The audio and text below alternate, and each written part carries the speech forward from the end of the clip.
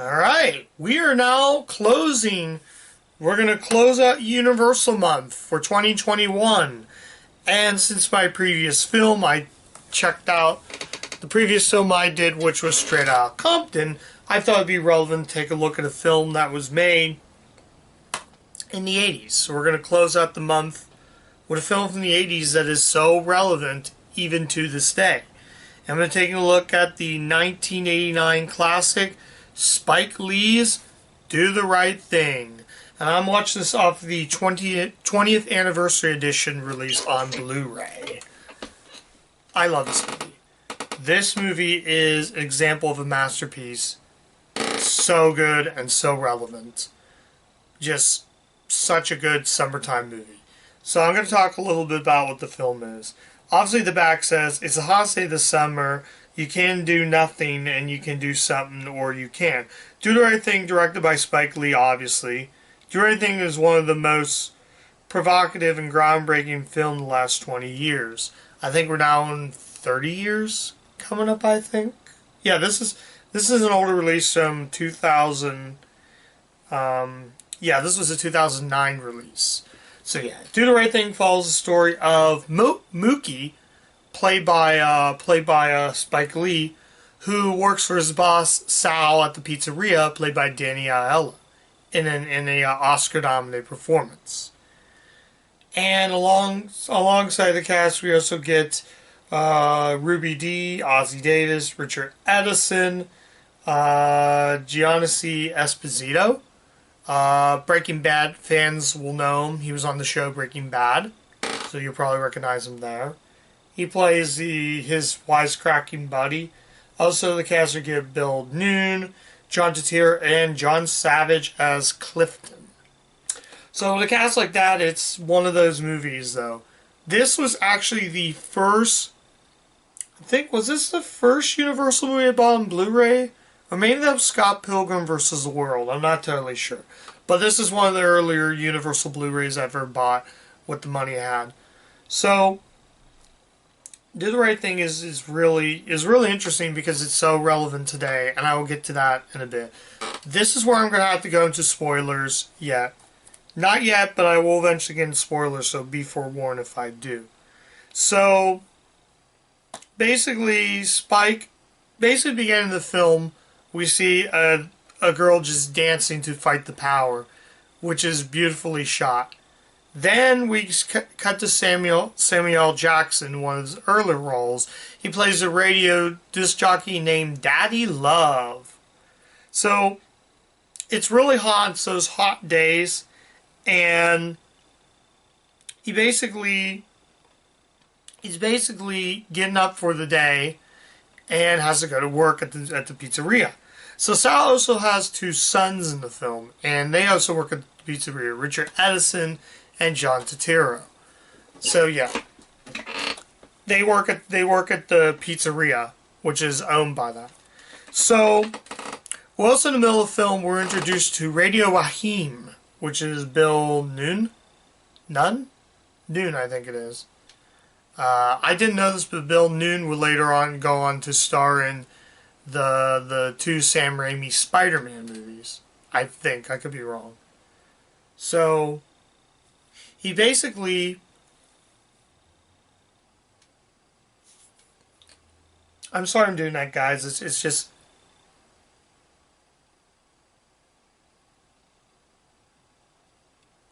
I do apologize, guys. It's like super late. It's like 12:25 that I'm filming this, so you'll probably see this review tomorrow. So, I'm trying to explain this in an easier way. So, basically, he gets mad. One of Mookie's buddies, I can't think of his name, he gets super mad, and he decides he wants to boycott Sal's restaurant because there's no black figures. So in the middle of the film, we're introduced to Smiley. I want to say he has special needs because throughout the film, he always talks about Martin Luther King and Malcolm X. So, basically like that. So, I think that was in the beginning he mentions that. But Mookie kind of gets tired of that by telling him about that. So, the guy, Giancarlo Esposito, Giancarlo Esposito, his character gets mad at Sal, saying, "Why do you not have black figures up there? You want to have them? Get your own place." So there's some memorable lines. So like, we're gonna boycott Sal. I'm not afraid. We're gonna boycott Sal. So he kept saying that the whole time. So he's saying, "Mookie, go out there and deal with your friend." So Mookie talks him into saying about that to basically just tell him to calm the hell down. Yeah, but it's craziness happens. We also get a bunch of other guys. Robin Harris, I forget the other two guys. They're mad. He's mad because there's no Miller High Life of these Asian Americans. And it's very relevant today, but like I said, I'll get to that eventually. So, basically, the cops are not liking it though, so they have to try to calm things down. One guy thinks he got his car all destroyed, so he contacts the cops. The cops don't believe him. So, near the film, the elderly man, like I said, played by Ossie Davis, his character saves a little boy from getting hit with a car, but the mother doesn't believe it, so he kept smacking the boy real hard, tell him when he got a scrape right on his elbow. So, there's some really good scenes like that. The mother's not too thrilled about that. It's like, "I greatly appreciate you doing this, but you don't control my boy." So, yeah, when the guy was in the right, and everybody else, all the people in New York were just up in arms of that woman hitting the boy, which they thought was really wrong. So, near the midway through the film, we see these guys come in that tell him, "Don't play that music up loud." So he gets mad and just destroys Ray Rahim's box, his boom box. And the craziness ensues. So he gets so mad, he jumps on Sal, choking him like that real hard. The police come in to stop the fight, but the police decide, and this is now, I'm going to get into spoilers. So if you haven't seen the film, I'm going to try not to spoil it, but I'm going to have to spoil it. Okay? You ready? Stop the video if you don't want to hear the ending. Okay, here we go. Mid through near the end of the film, we see Ray Rahim. The police come. Ray Rahim, basically, the cops take a nightclub on him like that, choking him and killing him instantly. It's very, very heartbreaking. So his character gets arrested, but he's witnessing the cops murder him. So basically, the cops kill him. So the elderly man is telling him it's the cops' fault, not Sal. Sal did nothing wrong to that. It's the cops' fault for doing it. So we see Mookie decides he's all stressed like that. He's like that, goes to the trash bin, takes the trash out of the trash can, picks up the trash can, walks, runs, said, "Hey!" and then throws it in there, and Sal's Pizzeria gets destroyed. Torch, everything. And the rioting and looting. Why I mention this is, well, because 3 years later in 1992, we would get the LA riots thanks to I shouldn't say thanks, but cause in 1991, the Rodney King beatings would happen. I forgot to mention Straight Outta Compton, they do show footage of the Rodney King beatings and the riots. That's something I forgot to mention that. But I mentioned it here in this review because it's sort of the same. So basically, the rioting starts and Sal's all freaked out. And his whole pizzeria is basically torched, ransacked, and destroyed. They loot, they do everything. It's happened what would happen today with the death of George Floyd. Similar to that, this movie similar to that is kind of also similar to the death of George Floyd. The young man that was the young man that was killed by a police officer. I mean, the parallels are about the same. I mean, that's decades later, and this is more relevant to the LA riots. Even Spike Lee said in an interview that he wasn't predicting it to happen, but this movie caused the inspiration to that.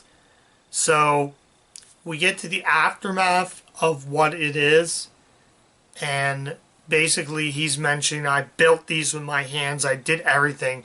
It was your annoying buddy. There is, I will say this, for a movie like that, there is a lot of profanity, but that's near the end of the film. So be forewarned, if you do decide to watch this, there's a lot of profanity in this film. So basically aftermaths happened, and basically Mookie lost his job. So I think I covered everything, though. Yeah, I think I covered everything about this film, so I wanted to kind of bring that up. I hated to spoil the film, but I kind of need to, because this is a very important film that I had to go ahead and spoil the film. I didn't want to give away too much of the film, and I don't know why this didn't get much. I don't know why this movie didn't get that much love for film. I think personally it's my favorite Spike Lee movie. It's my favorite film on the filmography until Black Klansman came out, or Black K Klansman if you want to be technical, which is another movie that should have got Best Picture. This movie did not get the Best Picture win because it was handed to Driving Miss Daisy. Green Book did that same thing again when Black Klansman didn't win. That's whenever I had the problem when I said my review in Straight Outta Compton. I don't know why that didn't get a lot of awards, a lot of Oscar awards. It only got that one Oscar award. In fact, this movie I don't think won any Oscars. And that's a shame, though, because like I said, this is a masterpiece. This is a great, phenomenal masterpiece. So I think I already mentioned a lot of this. I'm trying to think what else. Oh, I forgot to mention, Martin Lawrence got his start in this film. There's a very young Martin Lawrence in the film, years before he would go on to be in the Bad Boys films. But yeah, this is great. I think I already mentioned this, so I guess I'm going to say this again. My final verdict is that you should see Do the Right Thing. Anybody who is really into and really curious, I gave away the film, but I don't care. I wanted to talk about this film a lot because it's very important. It's a movie that needs to be seen by anybody who has an interest in film, and Spike Lee knows how to make a film. He's a film buff. He knows how to direct films. And just anytime Spike Lee makes a movie at Universal Studios, always puts a smile on my face. But yeah, as I said before, you need to see this film. Shame it didn't win any Oscars. It didn't win a single Oscar. I'm happy that Black Klansman won an Oscar, but that Best Picture should have went to Do the Right Thing in '89. If you look at Roger Ebert's, if we pick the winners for 1989, that happened in 1990, he mentions that Do the Right Thing didn't get an Oscar, did not receive any. I don't think this even was nominated for Best Picture, to be honest. That's how bad this was. But yet they put a lot of films that he didn't like, and this should have been nominated Best Picture. It didn't win anything, and that's a shame. So that's it. Now we come to the conclusion of this month. Thank you to everybody who has sat through these reviews very much. Thanks to everybody who has seen all my reviews on YouTube for Universal Month. This was a great challenge. I had a blast watching these movies, and now we're at 109 years old. This studio still goes strong every single year. I love discovering these movies. I love talking about these films. And they're just great. And they're phenomenal. This studio always has a special spot in my heart. From the days of seeing a couple films in theaters as a child, the likes of some like Babe, Balto, Paul 13. These are the movies that got me into this studio right here. And I have Universal to thank to the late great Carl Laemmle, the father of this company. Thank you for making it a phenomenal studio. Your logos, everything like that. I just cannot thank enough for that by just discovering these films. So I'm going to wrap it up. It's been a fun ride. Come back whenever. I don't know if I'm going to review more Universal films in May, but if I find something interesting in my collection, I might do a quick video. I might review it. So maybe come back in May. I'm not totally sure.